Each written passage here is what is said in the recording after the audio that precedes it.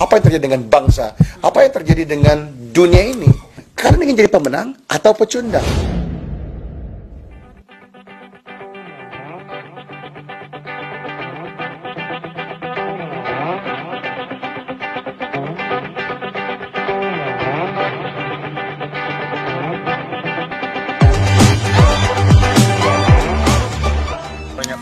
And I rang up my dad and I said, look, got the first round. Reza is ambitious. When you're really young in your 20s and your 30s, you know that you really push and push hard. He's also a realist, and he has Sylvia by his side. He's so unique. That's probably why I fell in love with him. Biasanya para pelaku usaha yang berhasil itu punya masa lalu yang susah. Kebiasaan ya. That's common. Ya. Kemudian dia punya generasi kedua dan dia berusaha memberi yang terbaik buat anaknya dalam tanda kutip bahwa dia nggak ingin anaknya susah. Yang terjadi apa? Generasi kedua menghabiskan itu. Di posisi di generasi ketiga harta habis. Ya, karena tidak punya etos kerja. Ya, tidak punya competitive advantage. Ya, dengan kata lain weak. Ini saya mau highlight benar perkataan weak.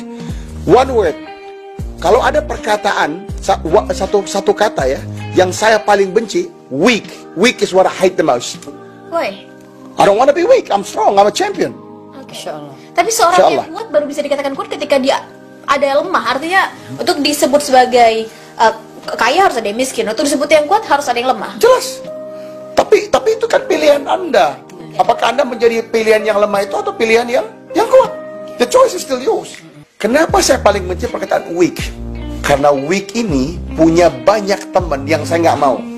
Weak ya is identik dengan kebodohan. Weak, lemah ini temannya juga malas. Temannya lemah adalah miskin. Temannya lemah adalah keterbelakangan. Temannya lemah adalah pembodohan. Semua karakter yang merupakan opposite dari yang kita nggak mau tadi. Artinya kalau kita pengen pintar, if you want to be smart, if you want to be at the very top of your game, if you want to be the pioneering person in the business, kalau kalian ingin menjadi seseorang yang berhasil, ya, semuanya tidak memilih kata weak di salah satu bagiannya. Weak is rejected, dan dalam hal ini totally rejected, ya. Semua orang pengennya apa? Strong, determined, ya, willing, witty. Jadi weak ini yang harus kita fight. You, my brothers, my sisters, teman-teman, perangi kata weak tadi. Ya, coba lihat. Setiap langkah lihat, teman kita pesen vakum ya. Time yourself. That's what a champ will do. Oh, 5 minutes. I'm gonna do it in 4.5 minutes. At the same standard or better. What happened to your life? Kalau setiap steps that you do, you always compete. Dan ini nggak salah loh, karena ini di dalam bentuk-bentuk yang positif. Berlomba-lomba dalam kebaikan pun adalah sebuah fastabiqul khairat. Maka berjuanglah, berlomba dalam kebaikan. Tapi gimana dengan perkataan ini, Mas? Kompetitif itu membuat kita menjadi ambi. Bagaimana Mas Reza membedakan antara kompetitif dan ambisius? Bagi saya berjalan seiring. Nah, yang kita nggak mau, maka saya berkatakan ya bahwa kita punya kaidah ya sebagai seorang Muslim. Ini kita lakukan dalam hal-hal yang positif, menjadi nilai ibadah, bukan menjadi nilai jumawa, bukan menjadi suatu perkataan menjadi ujub dan ta'atsub, menjadi berbangga diri dan bukan. Di dalam diri seorang mukmin enggak, ini menjadi nilai yang mana kita ingin ajarkan, pengen tularkan, pengen teman kita pinter. Kok nggak rugi? Nggak rugi. Kenapa? Karena kita percaya, ya, barang siapa yang mengajarkan suatu kebaikan kepada saudaranya, maka seluruh amal kebaikan dari saudara tersebut kita punya bagian dengan tidak mengurangi nilai kebaikan mereka. Tapi kalau kita punya cara pikir, kita pengen jadi ambitious, ya, successful, tapi hanya untuk menyombongkan diri sendiri. Nah, di sini Anda telah rugi. Usahanya bagus, ya, prosesnya baik, tapi ujungnya jelek. Apapun penilaian orang, berubah mental kita. Dan jangan sampai orang merasa, oh, dia ini keren.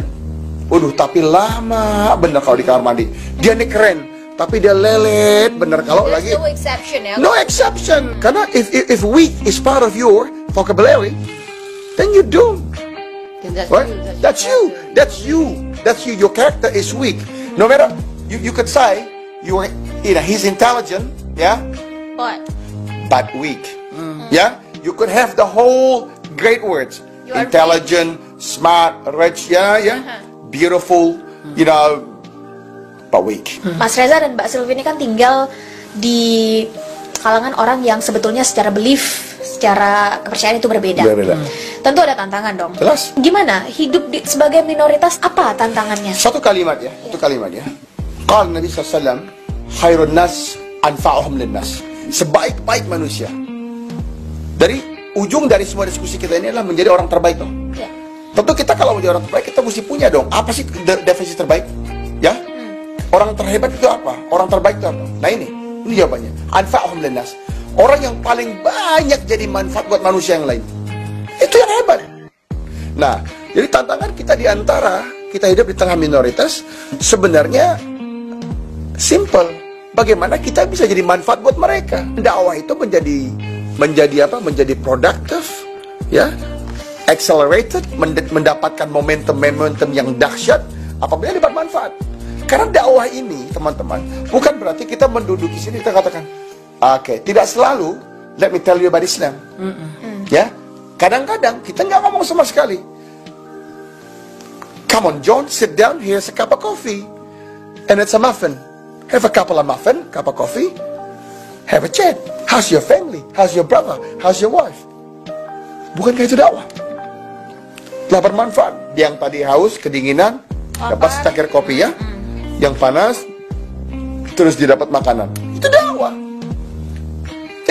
Jadi yang terjadi ini apabila kita tidak mengerti momentum dan tidak bermanfaat, makanya terjadi kontra.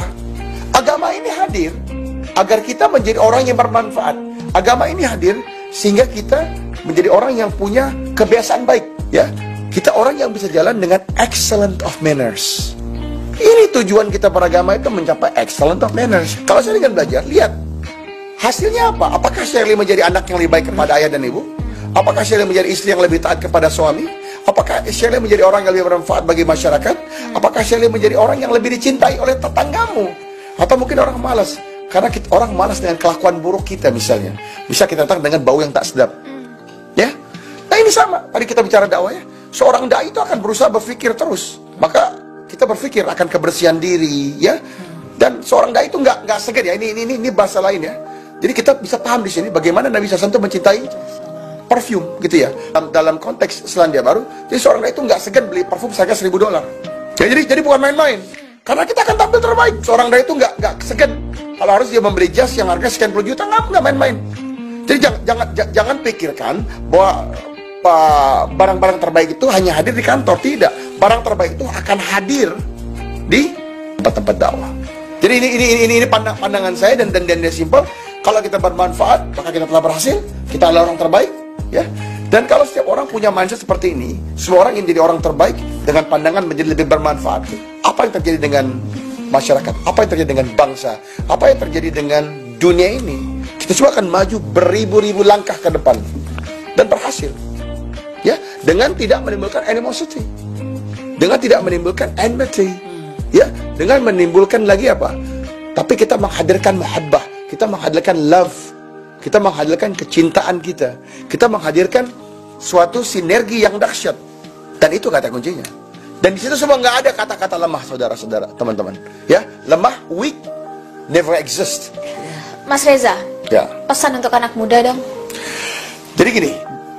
Pandangan saya pribadi, kalian anak muda ini harus berhenti mencari pembenaran, harus berhenti mencari alasan dan justifikasi bahwa kenapa kami tidak punya support person, tidak punya contoh, tidak punya inspirasi.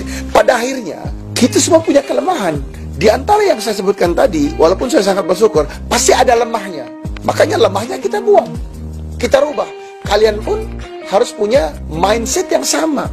Yuk bangun setiap pagi, punya ambisi, what we call here fire in the belly. You need to have and ignite that fire in the belly.